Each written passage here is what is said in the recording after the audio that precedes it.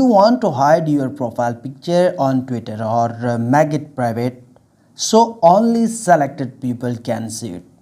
In this video, I will show you the quick settings you need to change.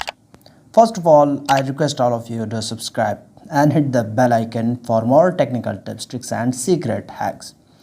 Open your open your Twitter X. Then click on the left top corner your profile here. Then go down, look at the down settings and spot, click on that. Then here select setting and privacy.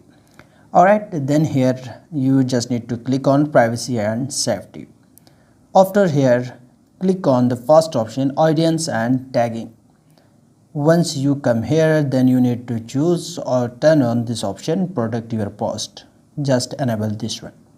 And that's how you can control who see your profile picture on Twitter or who can see your whole profile.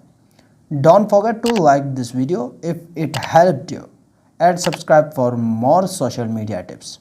I will see you in the next one. Goodbye. Best of luck.